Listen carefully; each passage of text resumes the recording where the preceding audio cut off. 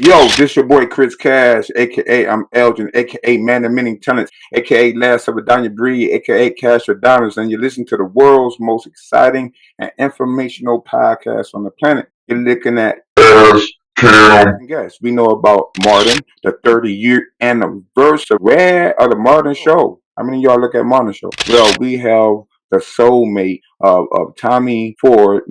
I ain't got no job. We have her on the podcast to talk about everything she got going on. And we might get some exclusive about Tommy himself and see did he ever find a job. Damn it, okay. But this your boy Chris Cash, aka I'm Elgin, and I want y'all to turn the volume all the way up. Snap your picture because this is episode 16.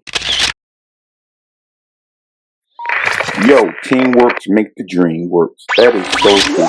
We learned that firsthand building this podcast. Just want to salute each and every one of you that have donated to this podcast. Salute each and every one of you that have had the heart to donate. We just want to say thank you to you as well. You guys have been a blessing to us. So now we want to be a blessing to you. Be a blessing, receive a blessing. Now when you donate to us, you receive a blessing from us. First option. Any donation $5 and up, you get to submit any question or any comment, and I will answer your question or just your comment live on an upcoming episode and shout you out. Any donation $10 and up, you get to pick a topic, any topic you want of an upcoming episode of this podcast. Plus everything in the first option. Any donation $20 and up, get to be my guest on an upcoming episode of this podcast. Plus everything in the first and second option. Any donation $50 and up, you get to be a partner in crime. Yeah, you heard me. Partner in crime. You get the co-host an upcoming episode of this podcast. You get to see my notes, her notes, his notes, behind the scenes. You get the co-host an upcoming episode of this podcast with us. Plus, you get everything in the first option, second option, and third option. Can't beat that. And any donation over $100, this podcast belongs to you. Everything is in your hands. From the topic, to the guest, to the arrangement, to the credit. Plus, everything in the first option, second option, third option, and fourth option. Be a blessing, you receive a blessing. Now when you be a blessing to us, be a blessing to you. Send all donations to Cash Up, $. We not think be us. Giving is living. Help make this podcast #1. We changing how media is done. I would want you to introduce yourself because no one, and I mean no one, listens to me. Hello, everyone. This is Viviane Brazil.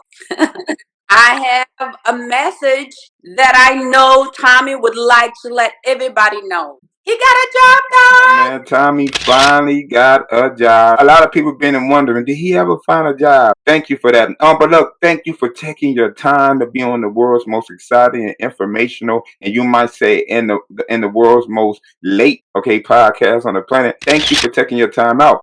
Before we go ahead and get deep into this thing, can you tell everybody where you grew up? Sort of kind of give us a little background on yourself. Well, my name, as I said, is Viviane Brazil. Brazil is actually my stage name because I'm from Brazil and I'm an actress. Every time I'm on set, I was on set before I adopted that name, people would call me Miss Brazil. They would forget the Viviane, but like, oh, Miss Brazil, come over here. So that's why I adopted Viviane Brazil because that's where I'm from, and people kept calling me that name. I live in Atlanta, Georgia. That's where I lived with Tommy before he passed. And I do want to point out something interesting of what you said, Cash. You said that Chris. You said that Tommy. This is the 16th show, and interesting enough, Tommy passed away in 2016. Wow. Yeah.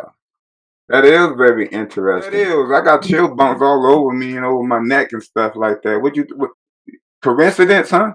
Yeah. I don't know what it is.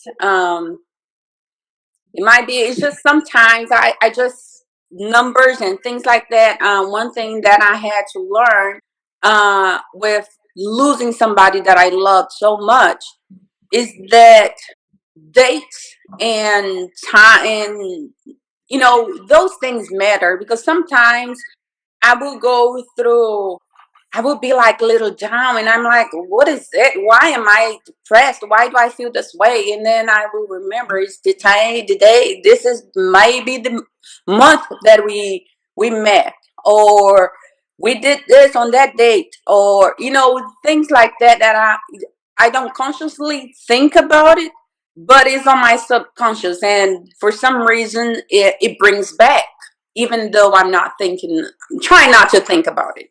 Another thing that interested that happened, I met Tommy in October, and I lost Tommy in October. Wow, time and dates are very important, and words are too, and it got a lot of meaning to it, and people don't understand that. Now, again, where did you meet Tommy? How did y'all meet? Fill us all in. Well, I met Tommy back in October of 2010.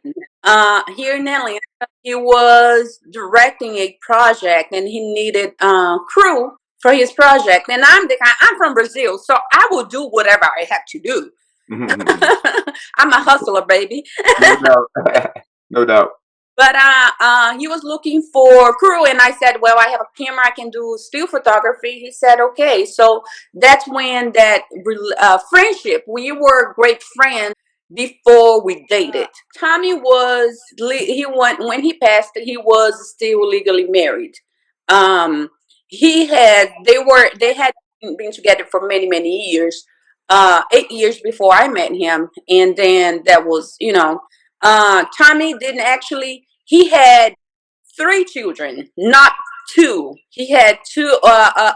His youngest son was with another person, and she also had another son with somebody else. But when Tommy came into his life, to her life, he was a baby. So Tommy always said he had four children, three biological, and Jason, which was the youngest one. But his children are amazing. I know he would be very proud of the young man and young woman that they have become. I just want to get right into it, right?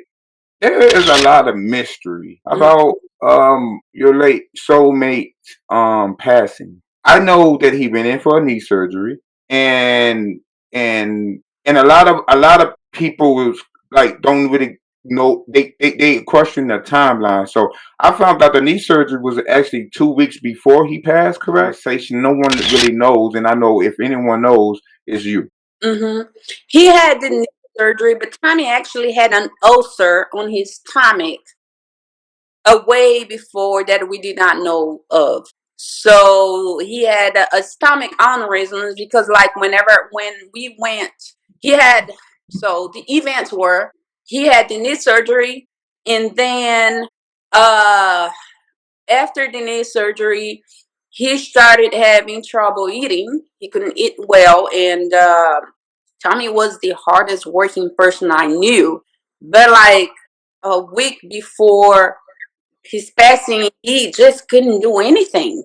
He Mm. was very nauseous, and yeah, he was tired. So on the day actually that he passed away, he started that, like previous, like for I think 2 days before, he started throwing up blood, and we did not know what it was. So when on that Sunday that he passed out at home, and I took him to I called the ambulance, and they took him to the hospital.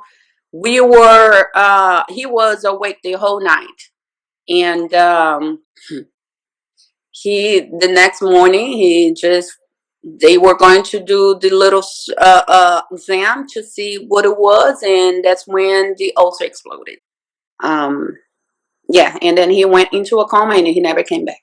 Well, first of all, thank you for sharing that, and I know that's not easy. Wow. And let me just ask you this, and you can say, "Shut up, Cash, move on," and I'll move on. Michael Jackson didn't know how to moonwalk fronts. I do. How much of it is on a hospital? Yeah, this is something that I would like to not to talk about.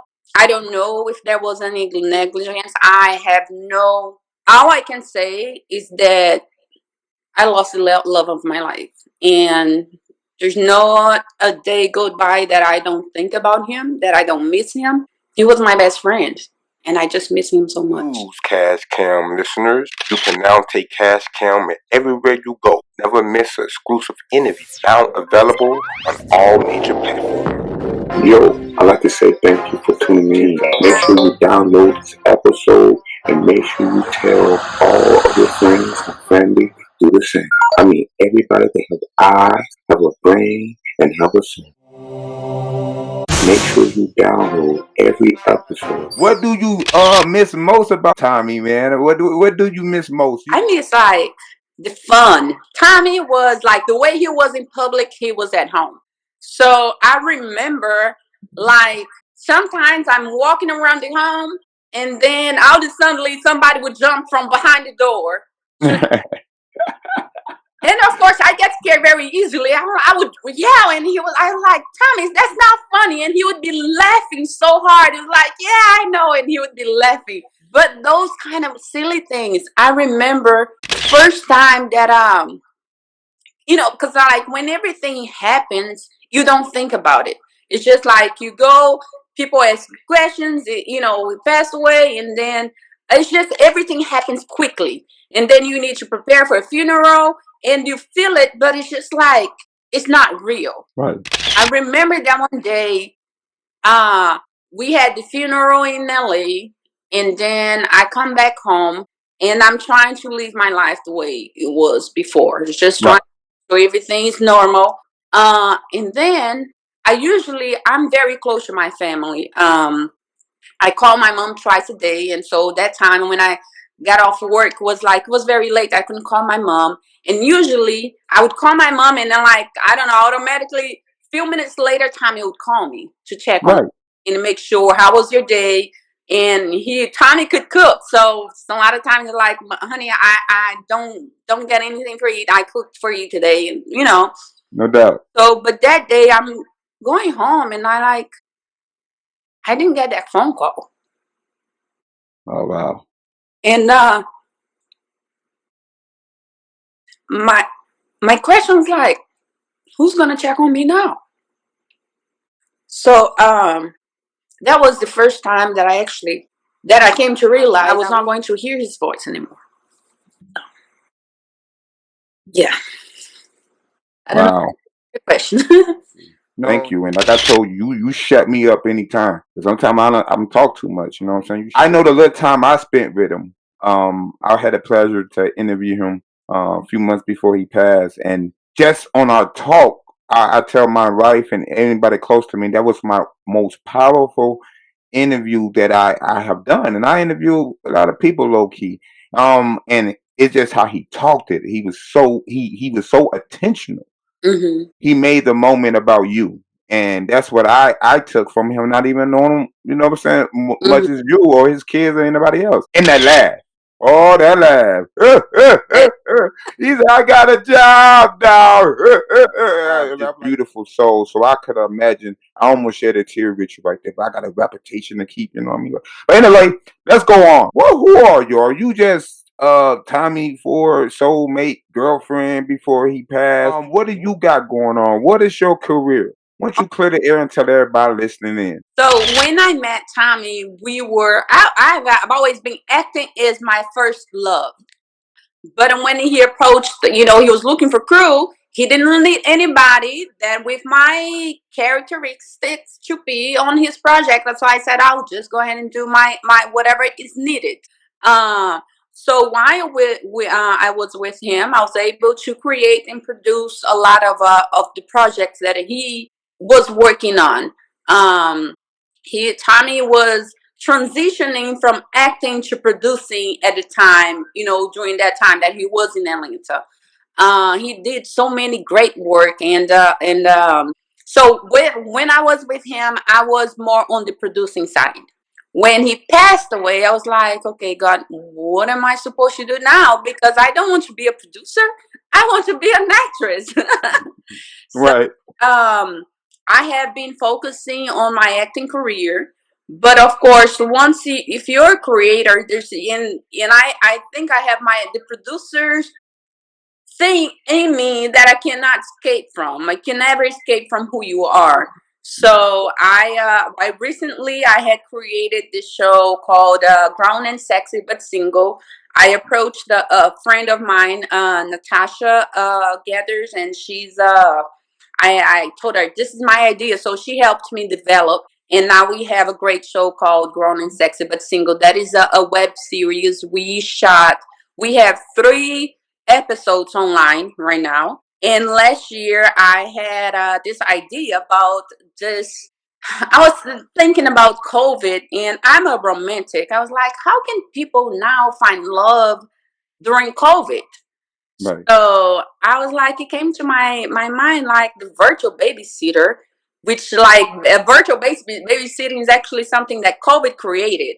So I came up with this concept for a short film. I had somebody write the script for me, and we shot it last year. And it's like we are going to actually be screening that film here in Atlanta this coming spring. I don't want to say the date yet because it's not finalized, but we are going to be screening that over here in Atlanta. The virtual babysitter. Wow. First of all, I love the name. Very dope. And that's very creative. Because it is a stressful time during the pandemic and where everybody was confusing and things like that. But it was also for some people a time to be creative in a time where a lot of people was losing it. To me, show your genius. I love it. I love it. But the virtual babysitter, I love the name alone. So you got me talking 15 minutes about it. How big do you think it could become? Or is it just something you think just for a season? Oh no, I think love stories will always be big. I am going to be submitting to film festivals. I do hope to get funding to shoot the whole feature film. And one thing that you mentioned because about COVID is like this story. The love is a love story about this father that lost his wife, and he's trying to, and his daughter's at home. Like, can you imagine somebody that loses her parent and she cannot even be with her friends during a Right. pandemic? So, Right. and the babysitter is somebody that comes and show her love and show help her to laugh again, and even the father, and of course that's where the love story starts. One thing that you had mentioned about COVID and people that had to become creative. I think when I think of COVID, I think COVID helped a lot of people with a lot of, like, even though we see that so many people die, that is the worst thing of it. But it's also, it helped create entrepreneurs because people saw that they could do something at home and make money. It created people that started creating their own projects and things like that, like actors and so many different ways. And also it helped people to be still. Tommy always talked about being still and know. And I think during COVID, people had to see things that were going on of the society, had to see things that were going on in the black community. We had to, most people had to watch and sit and watch George Floyd. If if it was in a regular time where everybody was busy, I don't think it would have gotten the attention that it got. So, but yeah, with the virtual babysitter, I wanted to try to bring to people that hope that we always have on finding love and happiness. Like, you don't have to be in a big ground. If somebody's for you, that person will meet you Well regardless. said. Well said. If I try to say it, well, I sound like Scooby Doo. So let me shut up and just from virtual babysitter to being with one of the main figures in one of sitcoms biggest um TV shows, Martin. What did Tommy ever share with you? Okay, come on, give me something good. This is Cash Cam Podcast. You know what I'm saying? I don't got a billion, not a billion of listeners. So give me some exclusive. What was Tommy thoughts about his role in Martin? What are some things he shared with you? What are some things that you kind of peeped about his whole thought process? Here's the thing that he shared with me. When we're first trying to figure out on the show what did Tommy do for a living, and then I think he said that they were doing like that round table that, the actors and the writers sit down and talk about the show and everything. No And doubt. so they were trying to figure out. And then I think Martin said, Tommy ain't got no job. And everybody left. And then Tommy was like, I got a job, dog. So Tommy did not like that line at first because, as I said, Tommy was a hard-working person. Like his parents always made sure you have to go to school, get good grades, and you have to come home and make sure you have to do your work. You have to be a man. You have to serve society. So, but then as time passed, Tommy learned to use that as a platform. Because whenever Tommy and I were like anywhere and people would come, young people, Tommy, you ain't got no job. So that was a way for Tommy to approach them and talk about the things that, society and things that he believed. And he would always try to empower people, especially young people. That was his biggest platform. So one thing, Tommy was very grateful for the show. He really loved it. It was great for him to work with Martin and him. They were best friends when the show started, and that's why they both had the same their own names in the show. So that was he was very proud of being that this show had been on for so long. And when you talk about the Martin show, you think about older people that enjoyed the show, that teenagers they enjoy the show, and even children they enjoy the show, and that's 30 years later. True. So Wow. Tommy was very proud of that. Wow. Thank you so much, man. I asked for waffle and chicken, and you gave me the whole everything you got inside the distributor company. So I thank you very much for that. And the one thing that I do want to tell, though, people that do not know what Tommy did on the show, they have to watch all the seasons, all the episodes, because it is disclosed. I'm not going to say what it was, but they did say what Tommy did for a living on the show.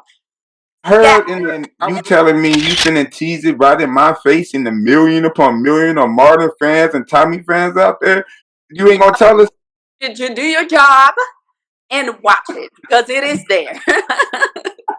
See, if y'all ain't got no job, you got a job now, damn it. Okay, you said that Tommy and Martin Lawrence was really good friends when the show started. Best friends, you said. Mm-hmm. And I don't know if a lot of people knew that or not, but that's interesting. And you said that's the reason why Tommy and Martin Lawrence have their own names as playing their own selves as far as characters in the show. That's very interesting. So that is the reason, huh? Why Martin got Martin and Tommy had Tommy. Wow. So how much influence did the Martin show have on Tommy? Because a lot of people don't know this, and I learned this from our exclusive interview, is that he had a lot of other things going on. He was producing a lot of other shows, like you said. This is how he met you. Um, how did the Martin show, from your point of view, affect his confidence? I think the character on the show had a lot to do with Tommy. Like, if you think about the episodes that Tommy was doing, that Tommy, the character, was doing something, and he would invite Martin as the radio personality to come. It was to speak to somebody at school. He was always doing something to empower young people on the show.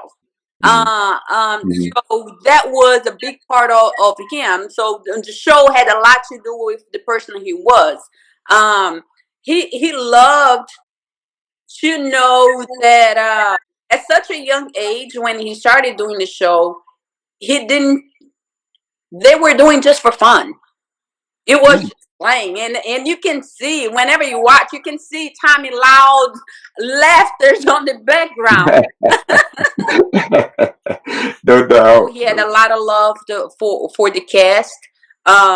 He was like, even though, the bigger you get, the busier you'll be. And the cast and him, they were always very busy, but he had a great relationship with them still. He, like, Carl was the one that was often in Atlanta, so he was always he would always come, and whenever he was here would meet with Tommy.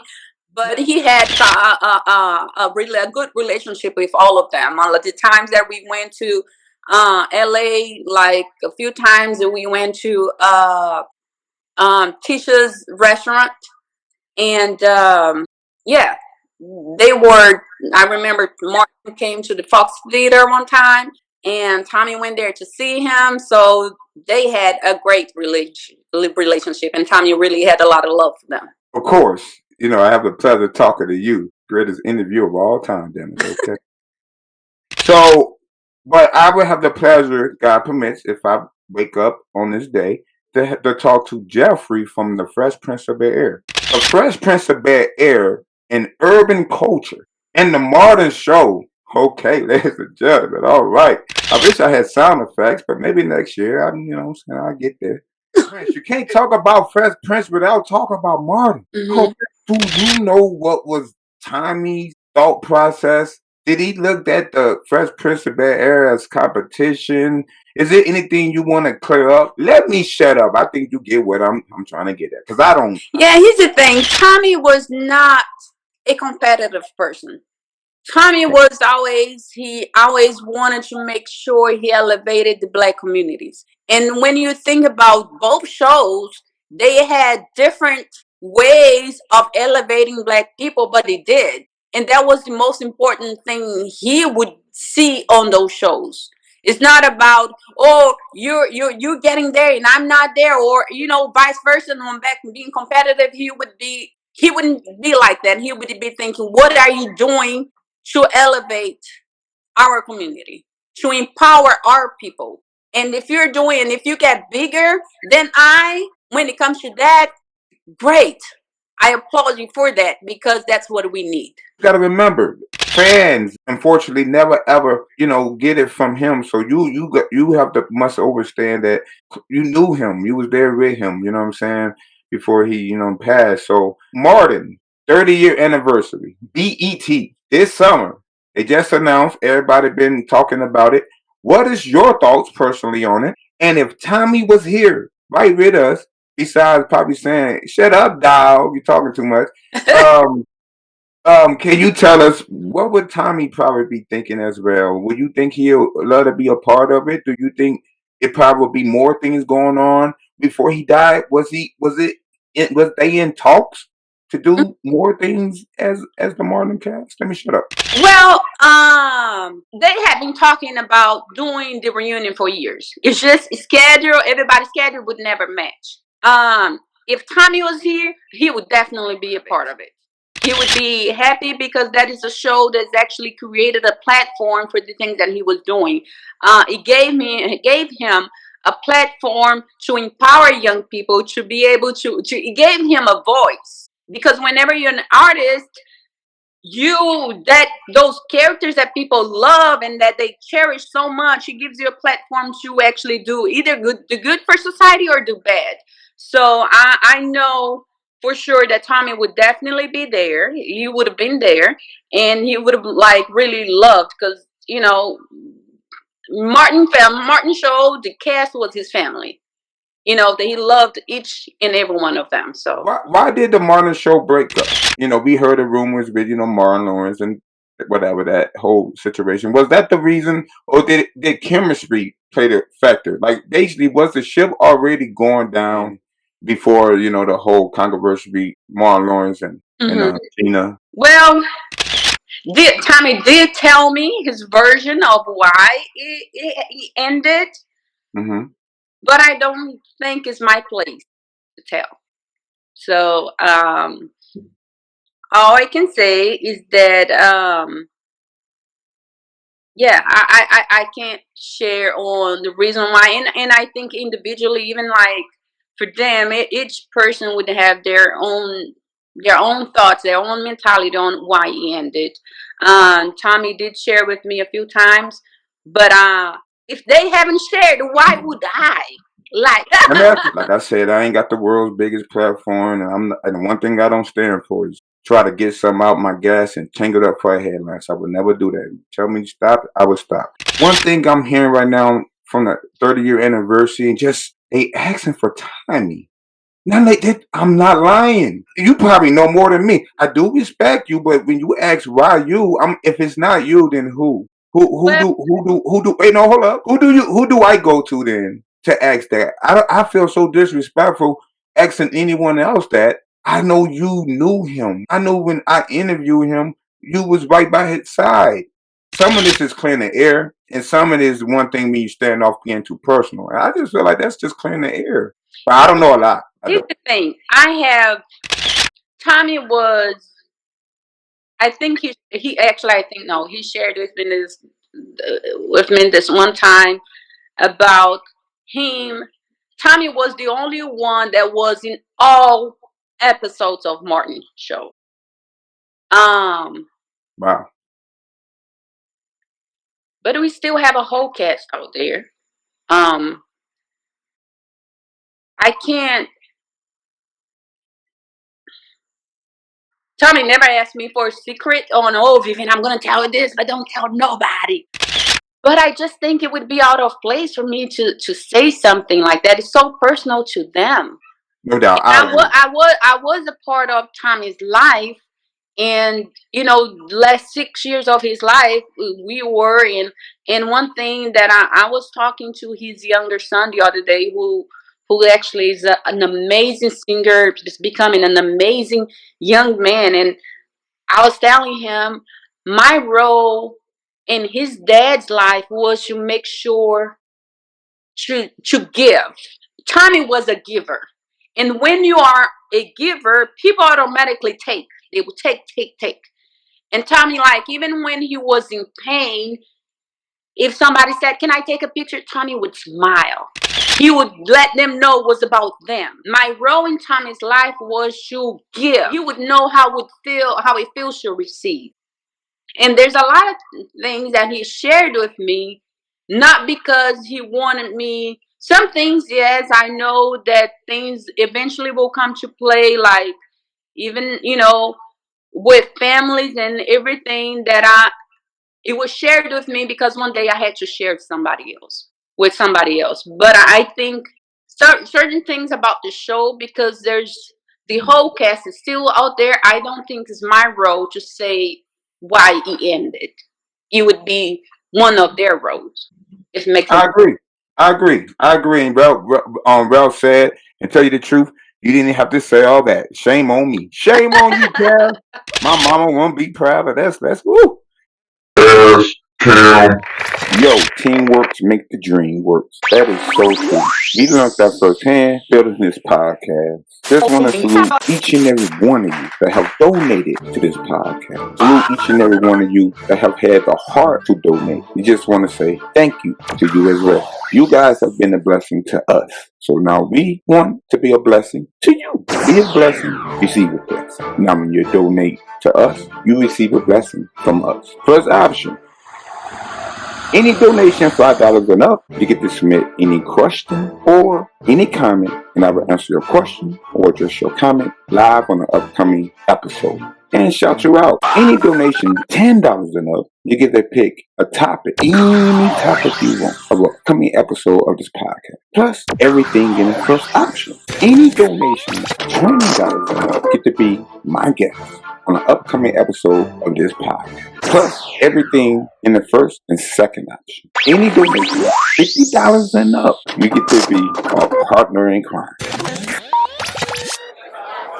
Yeah, you heard me. Partner in crime. You get to co-host an upcoming episode of this podcast. You get to see my notes, her notes, his notes, behind the scenes. You get to co-host an upcoming episode of this podcast with us. Plus, you get everything in the first option, second option, and third option. Can't beat that. And any donation over $100,